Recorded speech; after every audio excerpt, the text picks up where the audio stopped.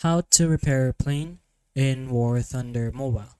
So when you're in game or mid battle, there are times where your plane gets destroyed and you notice that you won't be able to use that plane again in the same match. So you're gonna have to choose a different plane. So when your plane is damaged, um, currently there isn't pretty much a way to be able to fix your plane, but the only option you have is to switch to another plane or to just play safely.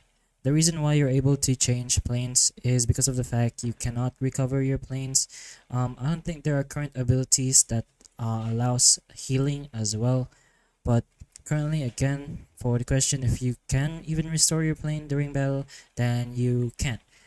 It will be technically restored once you play it in another game. You should be able to use the same plane again, but if you're talking about the same game, there is no way to restore it. It restores automatically once the game is finished.